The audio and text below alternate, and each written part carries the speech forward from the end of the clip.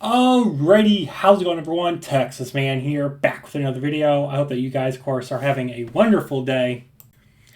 If you guys would, please give this video a thumbs up if you guys do enjoy it. Subscribe, of course, if you guys have not already. Also, do me the biggest favor of all, make sure you guys hit that bell notification button. Select all for all notifications so you guys don't miss out on future content here on the channel. We're going to be talking about Mission Impossible, The Final Reckoning, aka Mission Impossible 8, aka Mission Impossible Dead Reckoning Part 2, aka the grand finale to the Mission Impossible franchise that's been going on for like 29 years, something like that? 29, 30 years? Yeah. Anyway, so this film came out here in 2025. It's rated PG-13. It's about 2 hours and 50 minutes long. If what I just said doesn't scare you about the runtime, it should. Okay? This movie is basically as long as Dead Reckoning Part 1, which is weird because in order for you to get the grand finale to the Mission Impossible movie, you have a 6-hour finale film divided into 2 parts. And like I said in Dead Reckoning Part 1, I don't think that movie needed to be 3 hours long. I don't think Dead Reckoning Part 2, aka The Final Reckoning, needs to be nearly 3 hours long either. Both of these movies have a lot of time that is just wasted on talking. There's a lot of time that is wasted on exposition dialogue, especially in this one. Like, I understand Dead Reckoning Part 1, it's trying to be the setup to the grand finale, which is this movie. But The Final Reckoning, its problem with its runtime being so long is that there is a ton, just a ton, way too much dialogue. And it's trying to be like a epic grand finale, which is fine. That's kind of what the marketing was for this movie. But it makes it where it tries to make it where everything from the past 7 movies, everything that happened in that has been building up to this movie. And here's the thing, it wasn't. It never was. When you were watching Mission Impossible 1, 2, 3, Ghost Protocol, Rogue Nation, Fallout, you never felt as if it was building to this. It never felt like it was building up to the battle against the Entity. It never felt like it was building up to the battle against Gabriel. It never felt like we were getting to a gigantic global annihilation Terminator thing, okay? More on that later. It's just weird that they spend so much time. It's like, hey, remember Ghost Protocol, the Kremlin bombing? And do you remember, in the first movie, Ethan Hunt's the dude that broke into the CIA Black Vault? And I'm like, I don't need a rehash. I don't need us to spend half an hour in the first part of this movie rehashing the events of Mission Impossible 1 through 6. Guess what? Most people, if they're on Mission Impossible 8, if they're in an 8th movie in a franchise and they're watching it, I guarantee they've watched the first 7. Most people, I bet, have watched the first 7 movies before watching the 8th movie. Why are we doing this thing in Hollywood where we need to spend half an hour rehashing everything that happened? They did this in Avatar: The Way of Water. It's like half that movie was like, hey, do you remember everything that happened 10 years ago in the first movie? Yeah, I just watched it last week to make sure I remembered everything going into this movie. Quit rehashing things, okay? It's just annoying. The movie does, however, it requires you to know and remember characters and events, both big and small, because they do have a point in this movie. Like, they do have somewhat of a consequence in this film. The biggest one is that they try to make it where in this movie, Tom Cruise's character of Ethan Hunt, he's basically this Messiah-like figure. Like, he's like almost Jesus Christ in this universe, where if it wasn't for what he did in Mission Impossible 1 through 6, the Earth and all of humanity basically wouldn't exist. And I'm like, you're telling me that if Tom Cruise's Ethan Hunt wasn't around for the past couple decades, that humanity would have gone extinct a long time ago? Like, you're telling me when this guy dies, humanity goes with him? Problem! Anyway, getting back to the runtime, I want to finish that. This movie, I'm just going to wrap it up. This movie's way too long. It could have been 2 hours easy. There's so much blah, blah, blah, blah, blah, blah, blah, and it amounts to nothing. Now, there are some moments of dialogue that are crucial. There are some moments of dialogue that are important. However, there is this thing where, it's better to show, not tell. Okay? And I think, Mission Impossible 5 Rogue Nation did this the best, where they explained enough information to the audience of what was going to happen at that big action epic set piece, and then they made some humorous jokes, and then they told you some what-if scenarios of what would happen if it went wrong. And while they're doing all that, the actual event is taking place, and then it gets the big grand finale of the set piece. And that works. And they copied and pasted that into Fallout. And they just elevated it. I don't know why Dead Reckoning and Final Reckoning didn't follow that suit. I just when something works, don't change it drastically in this regard. It's weird. Next thing I want to talk about is the retcon. There is a huge retcon in this movie related to what I think is the best Mission Impossible film out of the entire franchise. And I still hold true to that, and no one's ever going to tell me anything different and change my mind. I think Mission Impossible 3 is the best Mission Impossible. It's gritty, it's dark, it has humanity, it has humor, and it's just a very, early 2000s action film. And I wish, we got more of those, but it is what it is. Anyway, they do retcon the rabbit's foot. If you guys don't remember, in Mission Impossible 3, the whole thing of the movie basically revolves around this MacGuffin device called the rabbit's foot. And in that movie, we believe, and I still believe this, even though they've retconned it, that the rabbit's foot is no longer a biological weapon that can just wipe out humanity in the blink of an eye. Instead, it was part of the entity's source code, the blueprint for the entity, basically. And I'm just like, so you're going to tell me for 19 years, other nations have just been moving the entity around and updating it and upgrading it, and it's Ethan's fault that the entity has it's Ethan's fault that the entity exists and is the cause for all this problem on a global scale? What? No, it's dumb, and it's just done in service to be like, hey, we're going to retcon Mission Impossible 3, and we'll be like, hey, we're going to try to tie it into that movie. But it comes off so dumb and lame. Next thing I want to talk about is the characters. There are way too many characters in this movie. Most of them do absolutely nothing in this film whatsoever. They're just there to shoot and talk. But if you removed these certain characters, like the blonde circus-looking person that I thought died at the end of Dead Reckoning on that train when she gets stabbed, I thought she died. In this movie, she's perfectly fine somehow, and she's just in jail, and Ethan and his team break her out. And I'm like, I thought she was dead. But okay, whatever. She really doesn't do anything in the movie. She's basically the assassin of the group until she runs out of bullets. And then there's this other guy that's in Dead Reckoning. He was part of the group of CIA agents or IMF or whatever, and he was hunting him down to bring him in. He's in this movie, and literally he's just like a background character. Like if you removed him totally, for sure, the movie wouldn't be any different.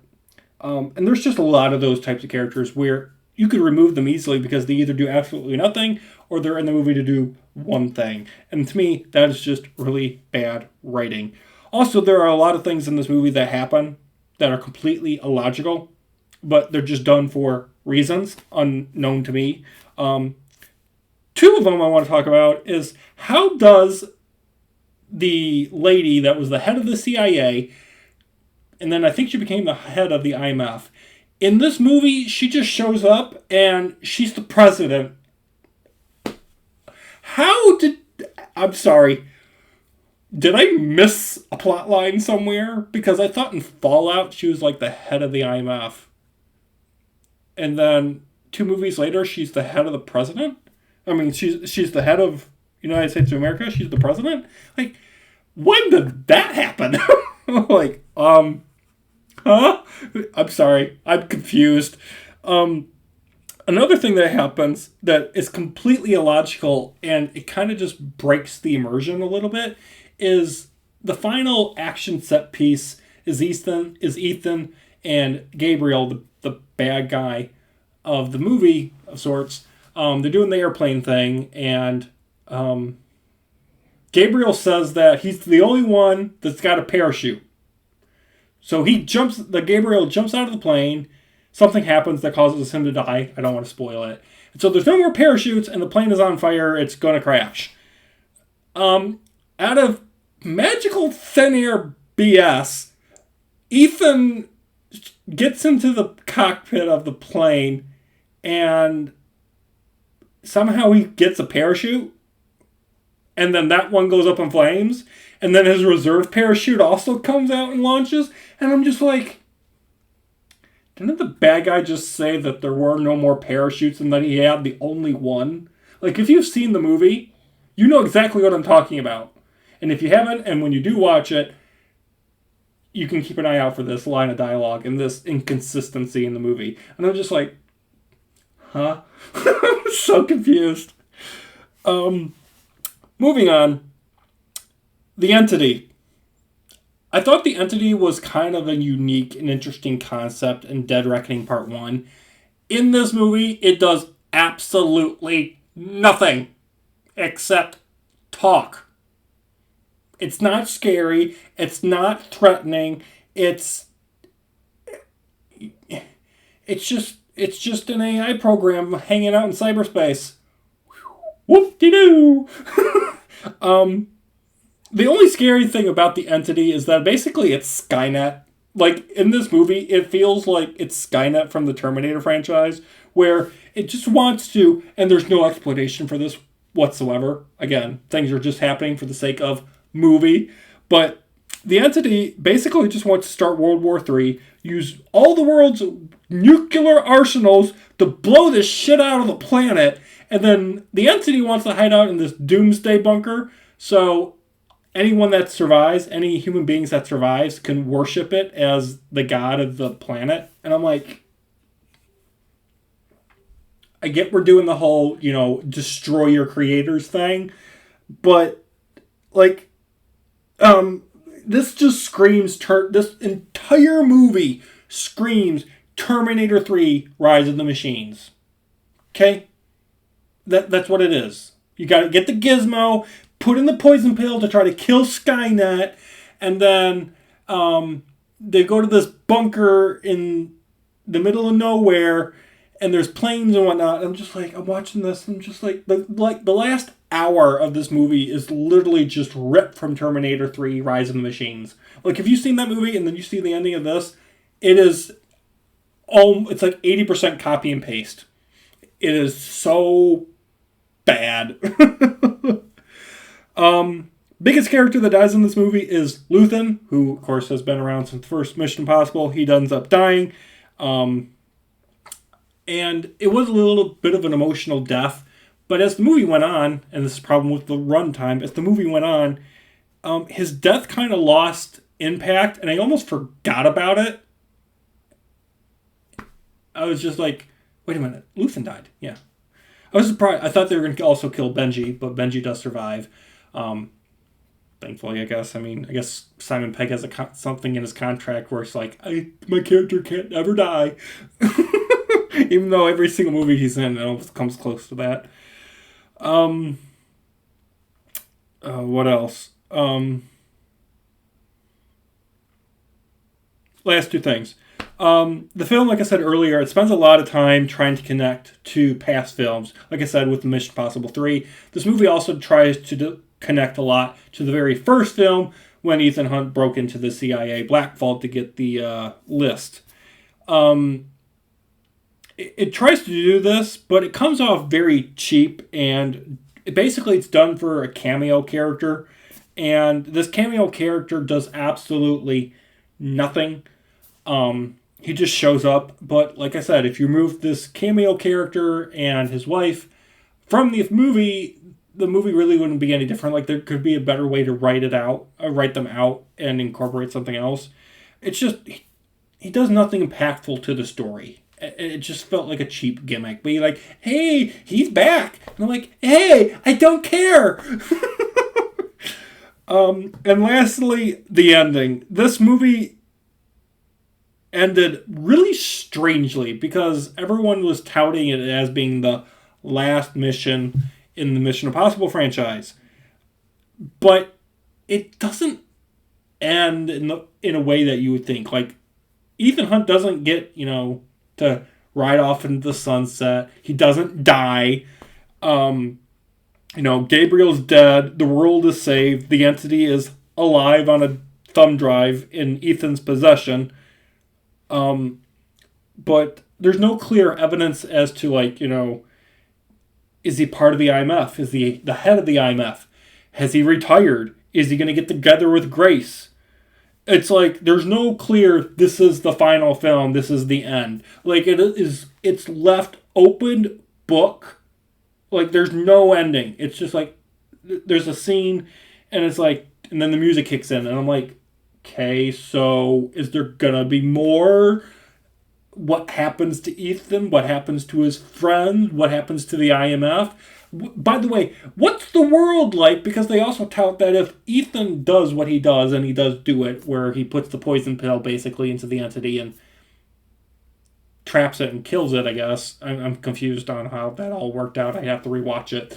But they kill the source code, and then whatever remains of the entity, Ethan has it. That's confusing to keep track of. But what's the world like now that there's no social media? Because they tout the fact that if Ethan Hunt goes through his plan to kill the source code and then trap the entity on a thumb drive, basically, that it would cause the world to go into an economic collapse and social media would be annihilated, and people would go into bankruptcy, and the world would just go into like a semi-dark age, basically. Like, we would revert 20 years of advancements in technology, which I don't think would be a horrible thing. But moving on.